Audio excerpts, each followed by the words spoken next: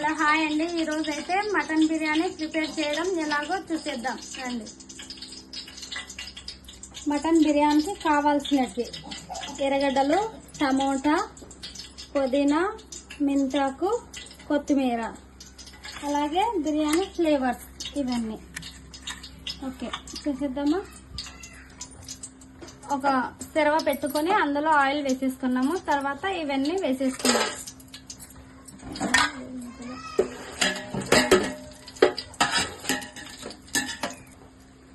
తర్వాత ఆనియన్స్ వేసుకున్నాం.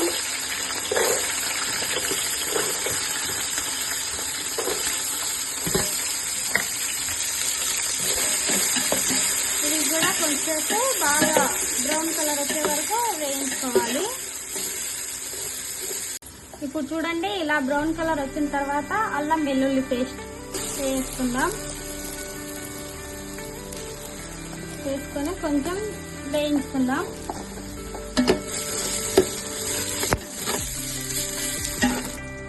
రైస్ వచ్చేసి పక్కన కుక్ చేసుకుందామండి, అందులోనే వేయకోకుండా. ఇలా వేయించుకున్న తర్వాత ఇందులోకి కొత్తిమీర, పుదీనా,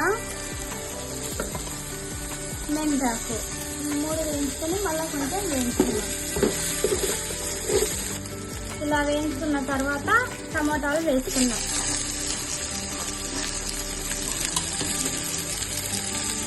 ఇలా కూడా కొంచెం డీప్ ఫ్రై చేసుకున్నాం. ఇదిగో ఇప్పుడు కారం వేసుకుందామండి. నేనైతే కేజీ మటన్ తీసుకున్నాను. మటన్ బిర్యానీకి 3 గ్లాసుల రైస్, కూరకు తగ్గట్టు కారం, అలాగే ధనియాల పొడి,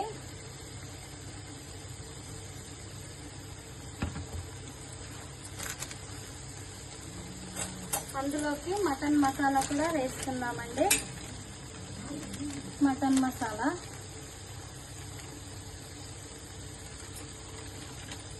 అలాగే గరం మసాలా,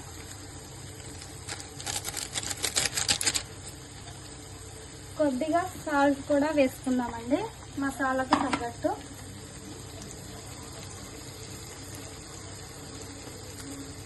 ఇవన్నీ కలబెట్టుకుందాం మళ్ళీ ఒకసారి డీప్ ఫ్రై అయ్యేలాగా.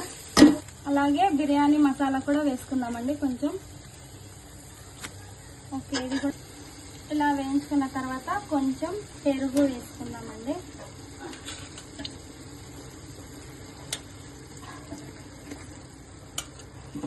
ఇలా ఇప్పుడు ఇది కూడా కలబెట్టుకుందాం.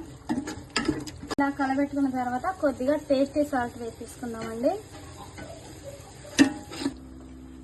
ఇప్పుడైతే ఈ మటన్ వచ్చేసి చాలాసేపు ఉడకదనేసి నేను ముందే ఉడికించి పెట్టుకున్నానండి. ఇప్పుడు అందులోకి వేసేద్దాం.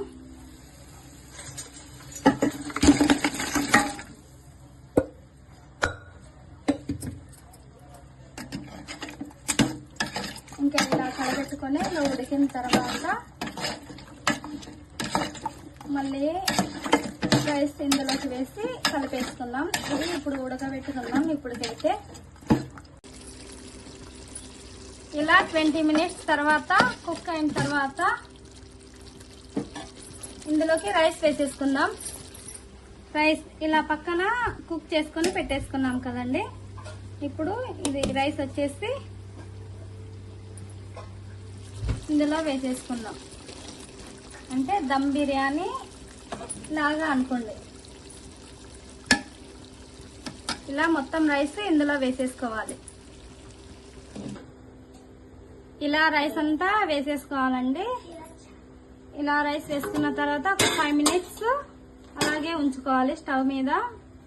5 మినిట్స్ తర్వాత స్టవ్ ఆపేసేస్తే దమ్ బిర్యానీ రెడీ. ఇలా 5 మినిట్స్ తర్వాత స్టవ్ ఆపేసుకున్నాము.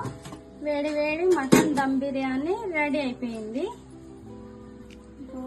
మటన్ దమ్ బిర్యానీ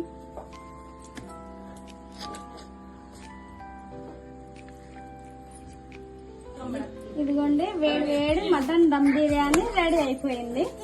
అంతే.